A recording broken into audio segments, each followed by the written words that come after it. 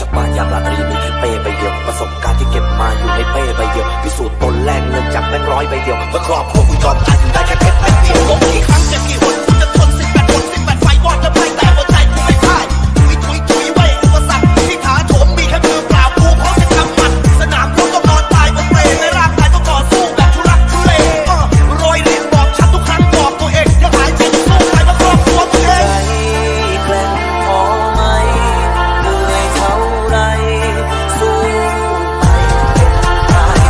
เป็นคนหนึ่งชีวิตสร้างชีวิตคนข้างหลังทุกชีวิตออกผจญกับชีวิตด้วยทางน้ำทั้งชีวิตโลกชะตาทางชีวิตให้ต้องเจอว่าชีวิตเพลงที่มึงฝันไว้ใช้มันสู้เป็นคนหนึ่งชีวิตสร้างชีวิตคนข้างหลังทุกชีวิตออกผจญกับชีวิตด้วยทางน้ำทั้งชีวิตโลกชะตาทางชีวิตให้ต้องเจอว่าชีวิตเพลงที่มึงฝันไว้ใช้มันสู้ชีวิตทำไมชีวิตมันยากลำบากอยากจะหายตัวไปให้ไกลทำไมมีที่ให้หลบหนีและไม่มีหลุมไว้หลบภัยท้อแท้ทุกวันจึงบอกกับตัวมึงเองว่า